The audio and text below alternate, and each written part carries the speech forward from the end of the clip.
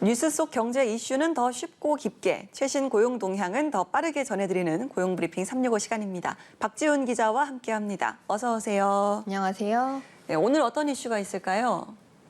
공무원들이 악성 민원인의 폭언과 폭행에 시달린다는 소식은 여러 차례 전해드렸죠.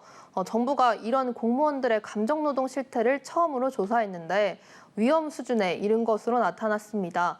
공무원들의 정신건강에 경고 등이 켜진 상황인데요. 입슈픽에서 짚어보겠습니다. 네, 여러 차례 보도가 나온 내용입니다. 올해도 악성 민원에 시달리다가 끝내 세상을 등진 분들이 참 많았잖아요. 네, 지난 5월 고용부 천안지청에선 신임 근로감독관이 악성 민원에 시달리다 극단적인 선택을 했고요. 지난 8월엔 경기도 한 세무서의 민원봉사실장이 악성 민원을 응대하다 의식불명에 빠졌는데 끝내 숨졌습니다.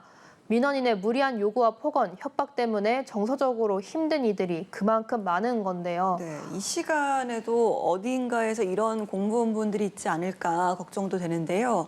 이렇게 민원인과 직접 소통하는 공무원들의 상황은 어느 정도일까요? 네, 국가직 공무원들의 감정노동 실태를 인사혁신처가 처음으로 조사했는데 20대부터 50대 이상 국가공무원을 대상으로 내부 전산망을 통해 1,100명에게 물은 겁니다.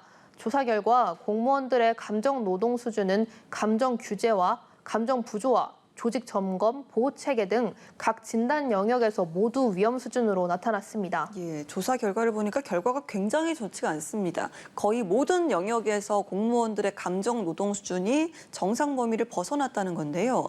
그런데 그동안 이런 공무원들에 대한 조사가 왜 없었던 걸까요? 네, 아무래도 공무원이다 보니 당연히 그 정도는 감수할 수 있다는 그런 인식들이 만연했던 것 같고요. 특히나 최근에는 악성 민원으로 공무원들이 정신질환에 걸리거나 혹은 극단적 선택을 하는 사례도 생겼죠. 이런 문제들이 계속 발생하면서 이제는 객관적인 조사가 필요하지 않나 싶은 인식에서 실태 조사가 시작된 것 같습니다. 네, 자, 조사 결과를 하나씩 자세히 좀 들여다보겠습니다. 우선 어떤 부분을 가장 눈여겨봐야 될까요? 우선 업무로 인한 정서적 손상이나 감정적 어려움의 정도를 나타내는 감정 부조화 영역에서 남녀 공무원 모두 높은 수치를 보였는데요. 정상은 보통 3에서 7 정도인데요. 여성은 10.1점, 남성은 9.4점이 나왔습니다. 네, 정상 범위보다는 굉장히 점수가 높게 나온 거 아닙니까? 네, 점수가 높을수록 감정 노동의 노출 강도와 직무 스트레스가 높다는 걸 뜻하는데요. 쉽게 말해 응답자 10명 가운데 8명은 위험군이라는 겁니다. 민원인과 갈등을 겪어도 본인 선에서 대처할 재량권이 없어서 상처받거나 자존심이 상하는 등 감정적인 어려움을 겪고 있다는 얘기입니다. 네, 이렇게 감정적으로 어려움을 겪을 수밖에 없는 이유, 역시나 민원인 응대가 가장 큰 원인이 된 걸까요? 네, 예상대로 민원인 응대였습니다. 국가공무원 감정노동 원인 중에선 외부인을 오랜 시간 응대해야 하거나 무리한 요구를 받는 등 업무방해 행위가 31.7%로 가장 많았는데요. 외부인의 폭언과 협박은 29.3%나 됐습니다. 세 번째로 꼽는 것이 보복성 신고였는데요. 개별 기관에서 민원을 들어주지 않으면 대통령실이나 국회, 권익위 같은 다른 기관에 계속 신고 민원을 넣어서 괴롭힌다는 겁니다. 네, 자, 이런 일들이 뭐 한두 번도 아니고 매번 겪다 보면 참 막막할 것 같아요.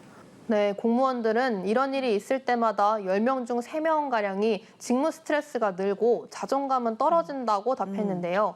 이와 비슷한 수치로 업무에 제대로 몰입할 수 없다는 이들도 많았습니다. 결국에는 직무를 바꾸거나 이직을 생각하게 되는 이들도 많았고요. 민원인 응대에 지쳐서 업무 몰입과 효율성까지 떨어져서 개인에도 조직에도 부정적인 영향을 미치고 있는 겁니다. 예. 자, 공무원들이 업무를 하다가 이런 일이 생긴다고 하더라도 제대로 좀 조직적인 차원에서 대처가 이뤄진다면 좀 나을 텐데 이 부분은 좀 어땠습니까? 문제는 이런 어려움에 빠진 공무원들을 위한 보호 체계가 잘 안 돼 있다는 겁니다. 보호 체계 응답도 실제로 심각한 수준이었는데요. 남녀 모두 정상을 웃도는 10점 이상으로 집계를 했는데 응답자의 약 70%가 문제가 발생했을 때 직장에서 제대로 보호받지 못하고 있다고 평가했습니다. 예, 이렇게 업무 중에 다양한 스트레스를 받더라도 이 스트레스를 어떻게 해소하느냐, 이 부분도 사실상 굉장히 중요한 부분일 것 같는데 이 부분이 제대로 보호받지 못하고 있는 겁니다. 그러면 공무원들은 이런 상황에서 어떻게 대처하고 있었습니까? 네, 감정 노동에 시달려도 무려 절반 가까이가 외부 지원을 받아 해결하기보단 그냥 참는 걸로 해결하고 있었습니다. 상사에게 도움을 요청하긴 했지만 앞서 보셨듯 별다른 보호 조치로 이어지지는 못했고요. 동료와 상담하는 정도였습니다. 결국 이런 감정 노동 스트레스로 신체나 심리적 질병이 생겨도 61%는 별다른 조치를 하지 못했고요. 그나마 할 수 있던 조치는 병가를 쓰는 정도였습니다. 네, 일반적으로 공무원이면 다른 직종보다 도움을 받을 수 있는 환경이나 이런 장치들이 더 있지 않을까 싶었는데요. 사실상 최소한의 보호 장치조차 없는 상황으로 보입니다. 네, 민원처리법이라는 게 있기는 합니다. 지난해 새로 신설된 내용인데 민원인에게 폭언이나 부당한 업무 지시를 받았을 때 민원을 응대하는 공무원을 보호하는 조치들이 마련돼 있는 겁니다. 그렇지만 이런 것들마저 지켜지지 않았을 때 대응할 수 있는 강제력 있는 조치는 마련돼 있지 않아서 여전히 한계가 많습니다. 네, 그러면 이런 근무 환경에서 공무원들은 어떤 변화를 가장 크게 바라고 있었을까요? 네, 응답한 공무원들은 꼭 필요한 정책으로 기관의 적극적인 보호를 1순위로 꼽았습니다. 민원 수당이나 성과 평가 같은 것도 좋지만 갈등이 생겼을 때 법적 조치 등으로 기관이 든든한 버팀목이 돼달라는 겁니다. 네, 이번에 정부가 이런 공무원들의 감정 노동 실태를 처음으로 조사한 거잖아요. 앞으로 제대로 된 후속 조치가 분명히 좀 필요해 보입니다. 네, 인사혁신처는 이번 조사 결과를 바탕으로 심리적 고위험군에 처해 있는 국가공무원 치료를 지원하고 기관 차원 법적 보호도 강화하기로 했습니다. 기존엔 민원 업무 담당자를 대상으로 한 수당 지급과 특별 승진, 승급 등의 제도가 있었는데요. 앞으로는 여기에 그치지 않고 건강검진 비용 지원을 확대하는 방안 등도 마련할 계획이라고 밝혔습니다.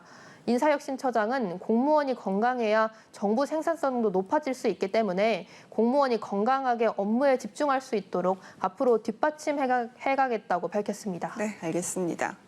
자, 공무원들이 민원에 대응하면서 생긴 문제들을 끙끙 앓고 삭힐 뿐 별다른 대책도 또 보호도 받지 못하고 있는 상황인데요. 하루빨리 실효성 있는 대책 마련이 필요해 보입니다. 박지훈 기자와 함께했습니다. 고맙습니다. 지금까지 고용브리핑 365였습니다.